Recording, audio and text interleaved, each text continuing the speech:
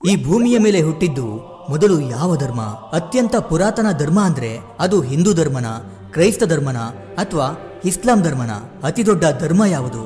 ಈ ರೀತಿ ಇವತ್ತು ಚರಿತ್ರೆ, ಇತಿಹಾಸ ಮತ್ತು ಸತ್ಯದ ಆಧಾರದ ಮೇಲೆ ಪ್ರತಿಯೊಂದು ಧರ್ಮದ ಬಗ್ಗೆಯೂ ತಿಳಿಯುತ್ತಾ ಹೋಗೋಣ. ಈ ವಿಡಿಯೋ ಶುರು ಮಾಡೋದಕ್ಕಿಂತ ಮೊದಲೇ ಹೇಳ್ತಿದ್ದೀನಿ, ನಾನಿಲ್ಲಿ ಯಾವ ಧರ್ಮವನ್ನು ಪ್ರಚಾರ ಮಾಡ್ತಿಲ್ಲ. ಒಂದು ಧರ್ಮ ಮೇಲು ಮತ್ತೊಂದು ಧರ್ಮ ಕೀಳು ಅಂತ ಹೇಳ್ತಿಲ್ಲ. ಕೇವಲ ಧರ್ಮಗಳ ಇತಿಹಾಸದ ಬಗ್ಗೆ ಮಾಹಿತಿಯನ್ನ ಕೊಡುವಂತ ಪ್ರಯತ್ನ ಮಾಡ್ತಿದ್ದೀನಿ ಅಷ್ಟೇ. ಮೊದಲನೇದಾಗಿ ಕ್ರೈಸ್ತ ಮತದ ಬಗ್ಗೆ ನೋಡೋದಾದ್ರೆ, ಕ್ರೈಸ್ತ ಧರ್ಮವು ಸುಮಾರು 2000 ವರ್ಷಗಳ ಹಿಂದೆಯೇ ಯೇಸು ಕ್ರಿಸ್ತನಿಂದ ಸ್ಥಾಪನೆಯಾಯಿತು. ಸಮಾಜದಲ್ಲಿ ನೊಂದು ಬೆಂದಿರುವ ಜನಗಳ ಪರವಾಗಿ ಯೇಸು ಕ್ರಿಸ್ತನು ನಿಂತು ಅವರಿಗೆ ದಯೆ, ಕ್ಷಮೆ, ಪ್ರೇಮದೊಂದಿಗೆ ದೇವರ ಮಾರ್ಗವನ್ನ ತೋರಿಸ್ತಾರೆ. ಲೋಕಕ್ಕೆಲ್ಲ ಒಬ್ಬನೇ ದೇವರು, ಅವನೇ ಸೃಷ್ಟಿಕರ್ತ ಅಂತ ಹೇಳ್ತಾರೆ.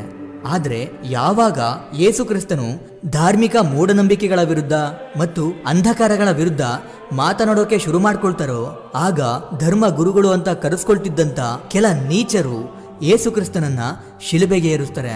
ಆದ್ರೆ ಕ್ರೈಸ್ತರ ನಂಬಿಕೆ ಪ್ರಕಾರ ಶಿಲುಬೆಗೆ ಏರಿಸಿದ್ಮೇಲೆ ಅದರ 3 ದಿನಗಳ ನಂತರ ಯೇಸು ಕ್ರಿಸ್ತನು ಹಿಂದಿರುಗಿ ಜೀವಂತವಾಗಿ ಬಂದರು ಎಂದು ಹೇಳಲಾಗುತ್ತೆ. ಅಂದಿನಿಂದಲೇ ಕ್ರೈಸ್ತ ಮತ ಶುರುವಾಯಿತು. ಮತ್ತೆ ಕ್ರೈಸ್ತ ಧರ್ಮದಲ್ಲಿ ಅತ್ಯಂತ ಪವಿತ್ರವಾದ ಗ್ರಂಥ ಅಂದ್ರೆ ಅದು ಬೈಬಲ್. ಈ ಬೈಬಲ್ ಅನ್ನ ದೇವರ ವಾಕ್ಯ ಅಂತಾನೆ ಭಾವಿಸ್ತಾರೆ. ಕ್ರೈಸ್ತರು ಗಾಢವಾಗಿ ನಂಬೋದೇನೆಂದ್ರೆ, ಯೇಸು ಕ್ರಿಸ್ತನು ದೇವರ ಮಗ.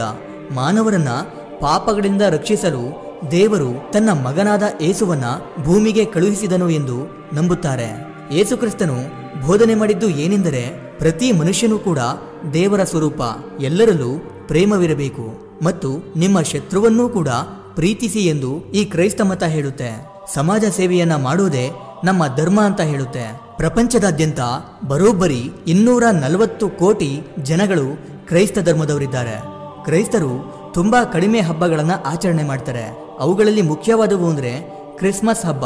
ಇದನ್ನ ಯೇಸುವಿನ ಜನ್ಮದಿನದ ಪ್ರಯುಕ್ತ ಆಚರಣೆ ಮಾಡಲಾಗುತ್ತೆ. ಮತ್ತೊಂದು ಗುಡ್ ಫ್ರೈಡೆ, ಇದು ಯೇಸುವನ್ನ ಶಿಲುಬೆಗೆ ಹಾಕಿದಂತ ದಿನವಾಗಿರುತ್ತೆ. ಇನ್ನು ಕೊನೆಯದಾಗಿ ಈಸ್ಟರ್. ಈ ದಿನವನ್ನ ಯೇಸು ಕ್ರಿಸ್ತನು ಶಿಲುಬೆಯಲ್ಲಿ ಸಾವನ್ನಪ್ಪಿದ್ಮೇಲೆ ಮತ್ತೆ ಮರಳಿ ಜೀವಂತವಾಗಿ ಹಿಂದಿರುಗಿ ಬಂದಂತ ದಿನವನ್ನಾಗಿ ಆಚರಿಸ್ತಾರೆ. ನಿನ್ನ ನೆರೆಹೊರೆಯವರನ್ನು ನಿನ್ನಂತೆಯೇ ಪ್ರೀತಿಸು ಎಂಬುದು ಕ್ರೈಸ್ತ ಧರ್ಮದ ಮೂಲ ಉದ್ದೇಶ. ಈಗ ಇಸ್ಲಾಂ ಧರ್ಮದ ಬಗ್ಗೆ ನೋಡೋದಾದ್ರೆ, ಇಸ್ಲಾಂ ಎಂಬ ಪದವು ಅರಬಿ ಭಾಷೆಯ ಸಲಾಂ ಎಂಬ ಪದದಿಂದ ಬಂದಿದೆ. ಇದರ ಅರ್ಥ ಶಾಂತಿ ಎಂಬುದಾಗಿರುತ್ತೆ.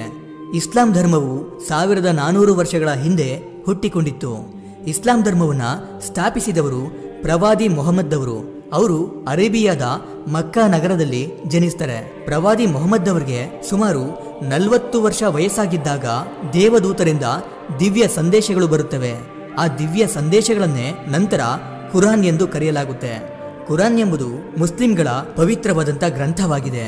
ಮೊಹಮ್ಮದ್ ಪ್ರವಾದಿ ಬೋಧಿಸಿದ್ದು ಏನೆಂದ್ರೆ, ಪ್ರಪಂಚಕ್ಕೆ ಅಲ್ಲಾ ಒಬ್ಬನೇ ದೇವರು, ಮಾನವರ ನಡುವೆ ಸಮಾನತೆ ಇರಬೇಕು, ಅನ್ಯಾಯ, ಅಹಂಕಾರ, ಅಶಾಂತಿ ಉಂಟು ಮಾಡುವುದು ಒಂದು ಪಾಪದ ಕೆಲಸವಾಗಿರುತ್ತೆ ಅಂತ ಹೇಳ್ತಾರೆ. ಕುರಾನ್ ಎಂಬುದು ದೇವರ ನೇರ ಸಂದೇಶವೇ ಆಗಿದೆ ಅಂತ ಮುಸ್ಲಿಮರು ನಂಬುತ್ತಾರೆ. ಇದು ಮಾನವನ ಜೀವನದ ಪ್ರತಿಯೊಂದು ಹಂತಕ್ಕೂ ಮಾರ್ಗದರ್ಶನ ಕೊಡುತ್ತೆ. ಜೀವನದಲ್ಲಿ ಹೇಗೆ ಬದುಕಬೇಕು, ಹೇಗೆ ನಡ್ಕೋಬೇಕು, ಹೇಗಿರ್ಬೇಕು ಅನ್ನೋದನ್ನ ತಿಳಿಯಪಡಿಸುತ್ತೆ. ಇಸ್ಲಾಂ ಧರ್ಮದಲ್ಲಿ 5 ಪ್ರಮುಖ ತತ್ವಗಳಿವೆ. ಅದರಲ್ಲಿ ಮೊದಲನೇದು ಶಹಾದ, ಅಂದ್ರೆ ಅಲ್ಲಾ ಒಬ್ಬನೇ ದೇವರು, ಹಾಗೆ ಮೊಹಮ್ಮದ್ ಅಲ್ಲಾಹನ ಪ್ರವಾದಿ ಅಂತ ನಂಬಿಕೆ ಇಟ್ಟುಕೊಳ್ಳುವುದು. ಎರಡನೆಯದು ನಮಾಜ್, ದಿನಕ್ಕೆ 5 ಬಾರಿ ದೇವರನ್ನ ಪ್ರಾರ್ಥನೆ ಮಾಡಬೇಕು. ಅದು ಬೆಳಗ್ಗೆ, ಮಧ್ಯಾಹ್ನ, ಸಂಜೆ, ಸಾಯಂಕಾಲ, ರಾತ್ರಿ. ಮೂರನೆಯದ್ದು ಜಕಾತ್, ತಾವು ದುಡಿದಂತ ಹಣದಲ್ಲಿ ಒಂದು ಭಾಗವನ್ನ ಬಡವರಿಗೆ, ನಿರ್ಗತಿಕರಿಗೆ ಸಹಾಯ ಅಥವಾ ದಾನ ಮಾಡಬೇಕು.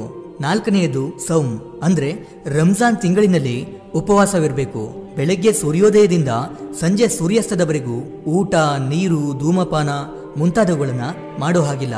ಇನ್ನ ಕೊನೆಯ ತತ್ವ ಅಂದ್ರೆ ಹಜ್, ಅಂದ್ರೆ ಜೀವಿತಾವಧಿಯಲ್ಲಿ ಕನಿಷ್ಠ 1 ಬಾರಿಯಾದರೂ ಮಕ್ಕಾ ತೀರ್ಥಯಾತ್ರೆಯನ್ನ ಮಾಡಬೇಕು. ಅದು ಕೂಡ ಹಣದ ಶಕ್ತಿ ಇದ್ರೆ ಮಾತ್ರ, ಇಲ್ಲವಾದ್ರೆ ಮಕ್ಕಾಗೆ ಹೋಗ್ಲೇಬೇಕು ಅನ್ನೋ ನಿಯಮವಿಲ್ಲ. ಇಸ್ಲಾಂ ಧರ್ಮ 1400 ವರ್ಷಗಳ ಹಿಂದೆ ಸ್ಥಾಪನೆಯಾದ್ರೂ ಕೂಡ ಪ್ರಪಂಚದ ಪ್ರಮುಖ ಧರ್ಮಗಳಲ್ಲಿ ಇದು ಕೂಡ ಒಂದು. ಈ ಧರ್ಮದ ಮೂಲ ಸಂದೇಶ ಏನಂದ್ರೆ ಮಾನವೀಯತೆ ಮತ್ತು ಸಮಾನತೆ, ಬಡವರಿಗೆ ದಾನ ಮಾಡೋದು, ಸಹಾಯ ಮಾಡೋದು, ಪಾಪ ಮತ್ತು ಅನ್ಯಾಯಗಳಿಂದ ದೂರವಿರೋದು. ಈಗ ಕೊನೆಯದಾಗಿ ಹಿಂದೂ ಧರ್ಮದ ಬಗ್ಗೆ ಮಾತನಾಡೋದಾದ್ರೆ ಹಿಂದೂ ಧರ್ಮವನ್ನ ಸನಾತನ ಧರ್ಮ ಅಂತ ಕೂಡ ಕರೀತಾರೆ. ಹಿಂದೂ ಧರ್ಮವನ್ನ ಪ್ರಪಂಚದ ಅತ್ಯಂತ ಪುರಾತನ ಧರ್ಮ ಅಂತ ಹೇಳಲಾಗುತ್ತೆ. ಈ ಧರ್ಮ ಯಾವಾಗ ಶುರುವಾಯಿತು ಅಂತ ಯಾರಿಗೂ ಗೊತ್ತಿಲ್ಲ. ಒಂದು ಅಂದಾಜಿನಲ್ಲಿ ಹೇಳ್ಬೇಕಂದ್ರೆ ಹಿಂದೂ ಧರ್ಮವು ಸುಮಾರು 5,000ದಿಂದ 7,000 ವರ್ಷಗಳ ಹಿಂದೆಯೇ ಉದ್ಭವಿಸಿದೆ. ಇಸ್ಲಾಂ ಮತ್ತು ಕ್ರಿಶ್ಚಿಯನ್ ಧರ್ಮದ ರೀತಿ ಹಿಂದೂ ಧರ್ಮದಲ್ಲಿ ಕೇವಲ ಒಂದೇ ಒಂದು ಮಾತ್ರ ಪವಿತ್ರ ಗ್ರಂಥ ಅಂತ ಹೇಳಕ್ಕಾಗಲ್ಲ. ಯಾಕಂದ್ರೆ ಹಿಂದೂ ಧರ್ಮದಲ್ಲಿ ವೇದಗಳು, ಉಪನಿಷತ್ತುಗಳು, ಮಹಾಕಾವ್ಯಗಳೆಲ್ಲವೂ ಪವಿತ್ರ ಗ್ರಂಥಗಳೇ ಆಗಿದೆ. ಅವುಗಳಲ್ಲಿ ಈಗ ಅತಿ ಮುಖ್ಯವಾಗಿ ಭಗವದ್ಗೀತೆಯನ್ನ ಹಿಂದೂ ಧರ್ಮದ ಪವಿತ್ರ ಗ್ರಂಥ ಅಂತ ಹೇಳಲಾಗುತ್ತೆ. ಇಲ್ಲಿ ಸನಾತನ ಧರ್ಮದ ಅರ್ಥ ಏನ್ ಗೊತ್ತಾ? ಸನಾತನ ಧರ್ಮ ಅಂದ್ರೆ ಶಾಶ್ವತ, ನಿತ್ಯ, ಆದಿಯಿಂದಲೂ ಇರುವುದು, ಅಂತ್ಯವಿಲ್ಲದ್ದು. ಒಟ್ಟಾರೆಯಾಗಿ ಹೇಳಬೇಕಂದ್ರೆ ಯುಗ ಯುಗಾಂತರಗಳಿಂದ ಶಾಶ್ವತವಾಗಿರುವಂತಹ ಧರ್ಮ ಎಂಬುದು ಸನಾತನ ಧರ್ಮದ ಅರ್ಥವಾಗಿದೆ. ಹಿಂದೂ ಧರ್ಮ ಹುಟ್ಟಿಕೊಂಡಿದ್ದೇ ಒಂದು ಕುತೂಹಲಕಾರಿಯಾದಂಥ ವಿಷಯ. ಸುಮಾರು 7,000 ವರ್ಷಗಳ ಹಿಂದೆ ಜನಗಳು ಸೂರ್ಯ, ಮಳೆ, ಗಾಳಿ, ಅಗ್ನಿ ಇವುಗಳಿಗೆ ತುಂಬಾ ಗೌರವ ಕೊಟ್ಟು ಬದುಕ್ತಾ ಇದ್ರು.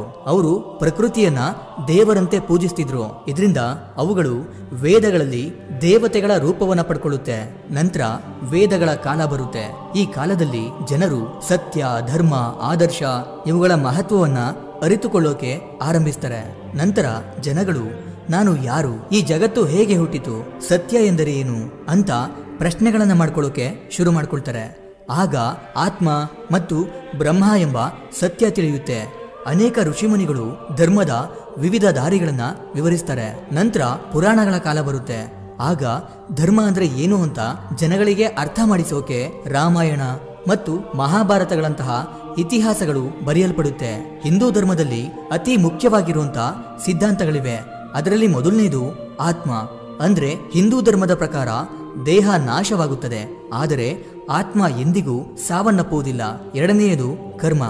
ನಾವು ಯಾವ ರೀತಿ ಕೆಲಸವನ್ನ ಮಾಡುತ್ತೇವೋ ಅದರ ಫಲ ನಮಗೆ ಖಂಡಿತವಾಗಿಯೂ ದೊರಕುತ್ತೆ. ಅದು ಒಳ್ಳೆಯದ್ದೇ ಆಗಿರ್ಬೋದು ಅಥವಾ ಕೆಟ್ಟದ್ದೇ ಆಗಿರ್ಬೋದು. ಇದನ್ನ ಕರ್ಮ ಸಿದ್ಧಾಂತ ಎನ್ನಲಾಗುತ್ತೆ. ಈ ಕರ್ಮಗಳು ನಮ್ಮ ಮುಂದಿನ ಜನ್ಮದಲ್ಲೂ ಪ್ರಭಾವ ಬೀರುತ್ತೆ. ಅಂದ್ರೆ ಈ ಜನ್ಮದ ಕೃತ್ಯ ಮುಂದಿನ ಜನ್ಮದಲ್ಲೂ ಫಲ ಕೊಡಬಹುದು.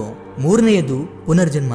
ಆತ್ಮ ಎಂದಿಗೂ ಸಾವನ್ನಪ್ಪದೇ ಇರುವುದರಿಂದ ಅದು ದೇಹವನ್ನ ಬದಲಾಯಿಸುತ್ತಾ ಹೋಗಬಹುದು. ಅಂದ್ರೆ ಆತ್ಮವು ತನ್ನ ಕರ್ಮದ ಪ್ರಕಾರ ಹೊಸ ದೇಹವನ್ನ ಪಡೆಯುತ್ತೆ. ನಾಲ್ಕನೆಯದು ಮೋಕ್ಷ. ಮೋಕ್ಷ ಎಂದರೆ ಆತ್ಮವು ಬ್ರಹ್ಮನಲ್ಲಿ ಲೀನವಾಗಿ ಮುಕ್ತಿಯನ್ನ ಪಡೆಯೋದು. ಹಿಂದೂ ಧರ್ಮದಲ್ಲಿ ಅನೇಕ ದೇವತೆಗಳಿದ್ದಾರೆ, ಆದರೆ ಎಲ್ಲಾ ದೇವರುಗಳು ಒಂದೇ ಪರಮಶಕ್ತಿಯ ವಿಭಿನ್ನ ರೂಪಗಳು ಅಷ್ಟೇ. ಅದರಲ್ಲಿ ಪ್ರಮುಖ ದೇವರುಗಳು ಅಂದ್ರೆ ಬ್ರಹ್ಮ ಸೃಷ್ಟಿಕರ್ತ, ವಿಷ್ಣು ಪೋಷಕ ಮತ್ತು ರಕ್ಷಕನ ರೂಪದಲ್ಲಿ, ಶಿವ ಸಂಹಾರಕ ಮತ್ತು ಪರಿವರ್ತನೆ ಮಾಡುವಂತವನು, ಇನ್ನು ಲಕ್ಷ್ಮಿ, ಸರಸ್ವತಿ, ಪಾರ್ವತಿ, ಗಣೇಶ, ಹನುಮಂತ ಮುಂತಾದ ದೇವತೆಗಳು ಶಕ್ತಿಯ ವಿಭಿನ್ನ ರೂಪಗಳಾಗಿವೆ. ಹೀಗೆ ಈ ಮೂರೂ ಧರ್ಮಗಳಿಗೂ ತಮ್ಮದೇ ಆದಂತ ಸ್ವಂತ ಇತಿಹಾಸಗಳು, ನಂಬಿಕೆಗಳಿದೆ. ಆದ್ರೆ ಮೂರು ಧರ್ಮಗಳು ಹೇಳೋದು ಒಂದನ್ನೇ, ಮನುಷ್ಯ ಎಂದಿಗೂ ಒಳ್ಳೆಯದನ್ನೇ ಮಾಡಬೇಕು, ಒಳ್ಳೆಯ ಮಾರ್ಗದಲ್ಲಿ ನಡೆಯಬೇಕು ಅಂತ. ಆದ್ರೆ ನಾವುಗಳು ನಮ್ಮ ಧರ್ಮ ದೊಡ್ಡದು, ನಮ್ಮ ಧರ್ಮವೇ ಶ್ರೇಷ್ಠ ಅಂತ ಕಿತ್ತಾಡ್ತೀವಿ. ಧರ್ಮಗಳು ನಮ್ಮ ನಡುವೆ ಗೋಡೆಗಳಾಗಬಾರ್ದು. ಎಲ್ಲಾ ಧರ್ಮಗಳಿಗೂ ಗೌರವ ಕೊಟ್ಟು ಧರ್ಮದ ಮಾರ್ಗದಲ್ಲೇ ನಡೆಯೋಣ ಅಂತ ಹೇಳ್ತಾ ಈ ವಿಡಿಯೋವನ್ನ ಇಲ್ಲಿಗೆ ಮುಗಿಸ್ತಿದ್ದೀನಿ. ಇದಿಷ್ಟು ಇವತ್ತಿನ ವಿಡಿಯೋ. ಈ ವಿಡಿಯೋ ನಿಮಗೆ ಇಷ್ಟ ಆಗಿರುತ್ತೆ ಅನ್ಕೊಂಡು ಮತ್ತೊಂದು ಹೊಸ ವಿಷಯದೊಂದಿಗೆ ಮತ್ತೆ ಬರ್ತೀನಿ. ಕೊನೆಗೆ ನನ್ನ ಈ ಶ್ರಮಕ್ಕೆ ನಿಮ್ಮಿಂದ ಬಯಸೋದು ಕೇವಲ ಒಂದು ಮೆಚ್ಚುಗೆಯನ್ನ ಮಾತ್ರ. Anyway, thank you for watching.